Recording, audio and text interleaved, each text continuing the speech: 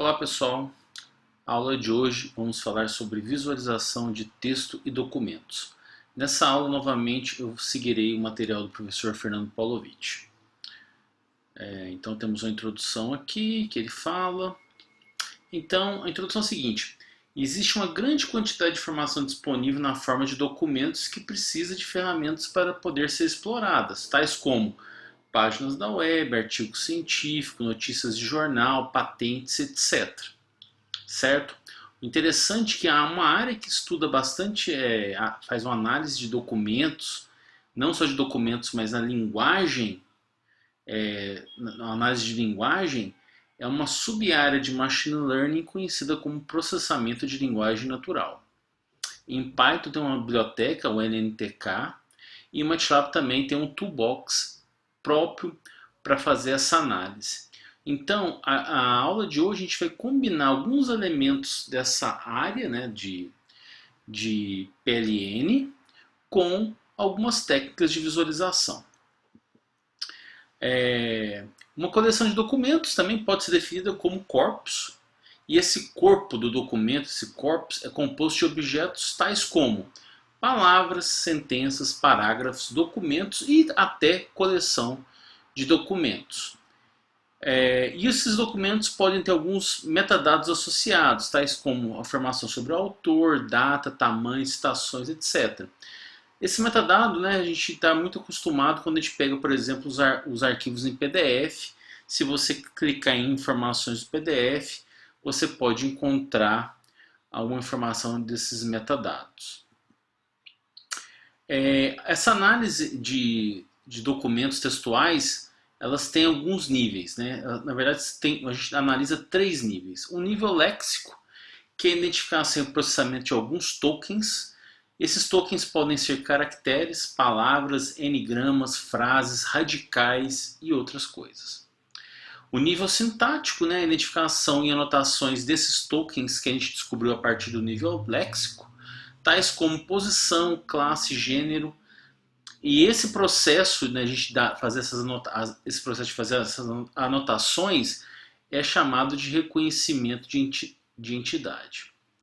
E temos finalmente o nível semântico, que é a extração do significado literal e o relacionamento entre peças de conhecimento derivadas das estruturas sintáticas, certo? Eu vou detalhar mais um pouco o slide do Fernando, né, para quem nunca viu, um exemplo de n-gramas, né? Então, por exemplo, a gente tem a frase: hoje tem aula de visualização. Um unigrama seria cada frase separada. Hoje tem aula de visualização. Um bigrama seria a combinação 2 a 2 dessas palavras. Hoje tem aula de visualização. Trigrama seria 3 palavras juntas, 3 a 3, né? Hoje tem aula de visualização. Então, essa pode ser uma forma desses tokens que a gente vai fazer a análise. Ou também, como eu falei, a gente tem o que eles chamam de word stems, que seriam os radicais da palavra, né? Por exemplo, a gente tem aqui 5 palavras em inglês, né? Connect, então o radical dela seria connect. Depois temos connected, o radical também seria connect, connection, connections e connect. O stem, ou seja, o radical dessas palavras, todos são a palavra connect. Então a gente poderia usar o próprio radical como um token. Já no nível sintático, como eu falei, a gente faz um processo de anotações. Um método é esse, Named Entity Recognition, o tal do NER.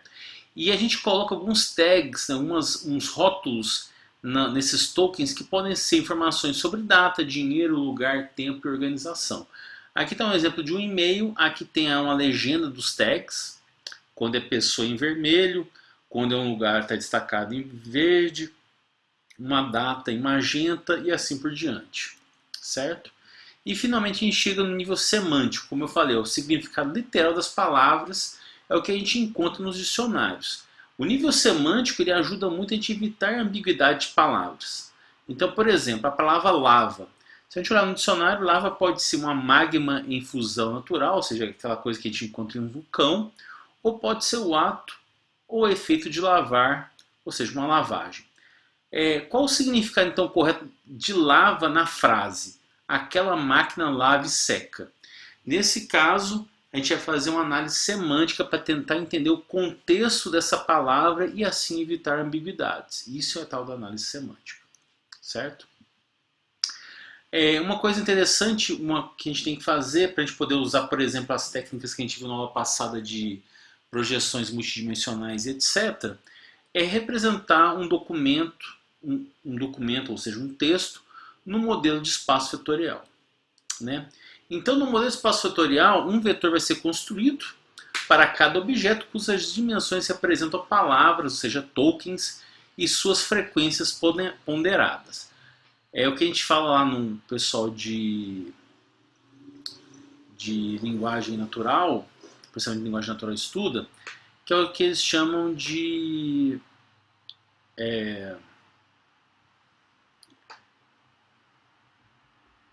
da gente criar a tal da bag of words, né? A gente criar um vetor de características usando palavras de um texto.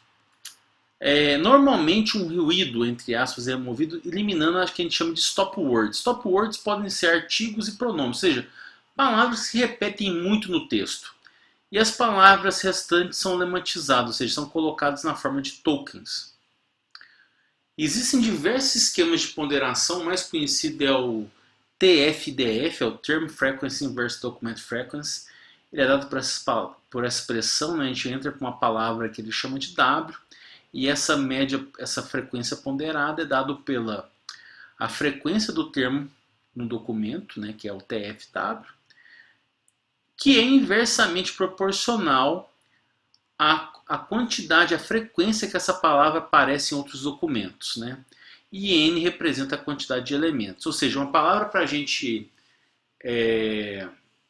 importante é aquela que aparece muitas vezes no documento e poucas nos demais, certo?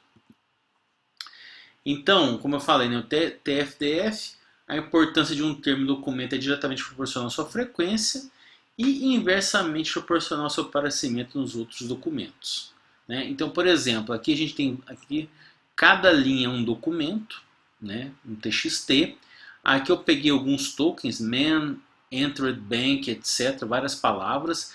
Então a gente tem a gente analisa com TF-DF a frequência dessas palavras em cada um desses documentos e com isso a gente consegue representar cada um dos documentos por um vetor, onde o vetor tem quantas dimensões? Vamos contar. 1, 2, 3, 4, 5, 6, 7, 8, 9, 10, 11, 12, 13, ou seja, um vetor do R13, certo?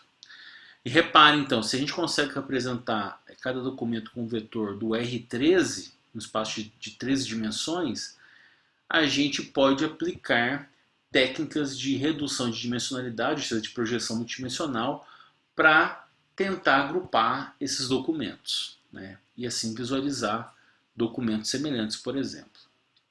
Então vamos ver algumas técnicas de visualização de documentos. Os documentos podem ser individualmente visualizados em níveis léxicos e sintáticos. Um exemplo muito famoso, muito popular, são as tag clouds, né? Nessa representação de tag cloud, os tokens são coloridos e os tamanhos são proporcionais à sua frequência.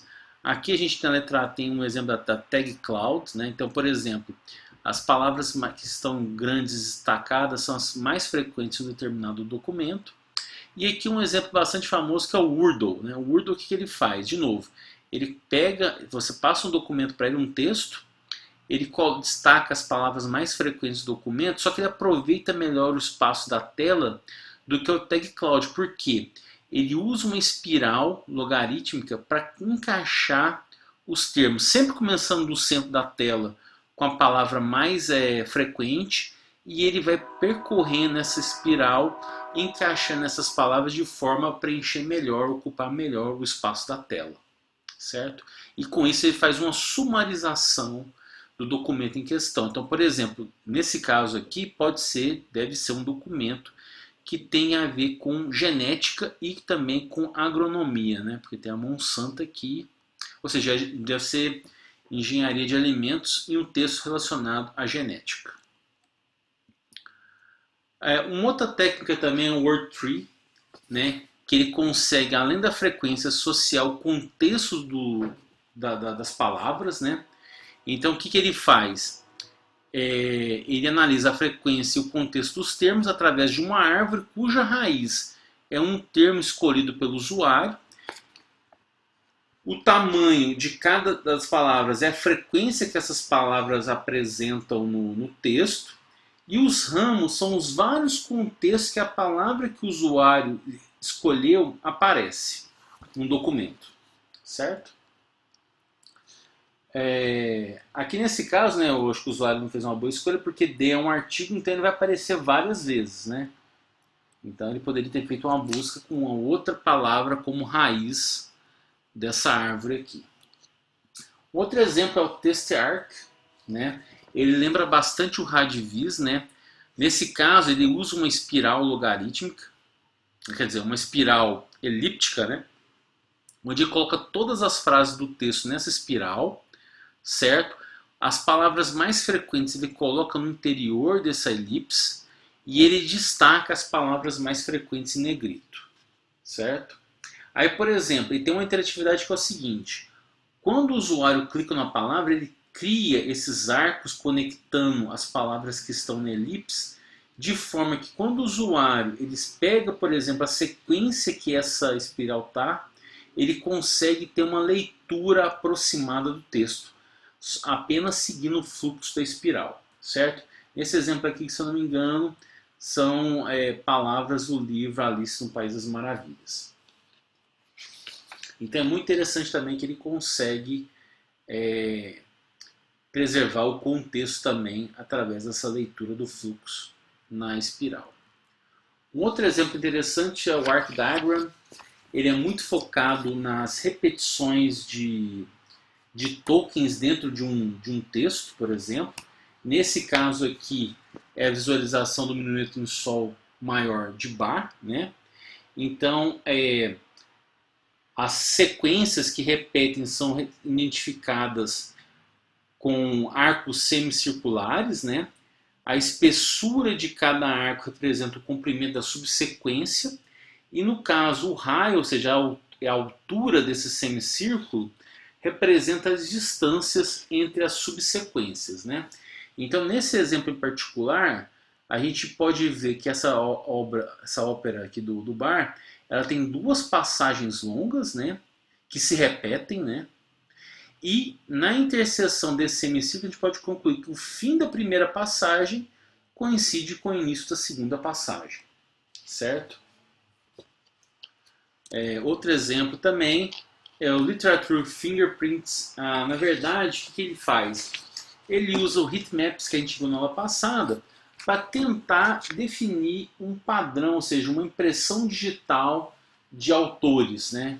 De autores de livros, por exemplo. Então, nesse exemplo aqui, cada heatmap é um livro. Nesse caso, tem dois autores, o Jack London e o Mark Twain, né? Cada heatmap aqui é um livro desses autores. E cada pixel é o comprimento médio dos parágrafos do texto, né? Então, quanto mais azul os pedaços, os blocos de texto, ou seja, os parágrafos são mais longos, enquanto os vermelhos são mais curtos. Então, repare que a gente consegue ver o estilo dos dois escritores, né? Enquanto o Jack London escreve textos mais curtos, a gente pode ver que o Mark Twain, na maioria das suas obras, escreve textos com parágrafos mais longos, né? E o interessante também é que a gente ainda não só vê isso, essa identidade visual do estilo de escrita dos autores, mas também como a escrita evolui, né? Por exemplo, Mark Twain, a evolução da escrita dele, no passar do tempo, ele começa a semelhar mais com o estilo de escrita do Jack London. A gente pode também, como eu falei, além de analisar cada documento de forma individual, a gente pode analisar uma coleção de documentos, né? Então, na maioria das visualizações de coleções de documentos, o objetivo é posicionar os documentos semelhantes próximos no espaço visual. E nessa abordagem a gente pode usar o MDS, né, com a técnica que a gente viu na passada de projeção multidimensional, ou técnicas de aprendizado não supervisionados, como o SOM, o Self-Organizing Mapping. Né? Aqui está um exemplo do Self-Organizing Mapping. Né? Então temos vários textos aqui, vários textos, né? E nesse caso ele combina com o heatmap. Então aqui a cor representa a frequência que o texto, que essa palavra aparece nos documentos, né? E também o posicionamento dela, essas palavras são posicionadas de acordo com a semelhança dos documentos.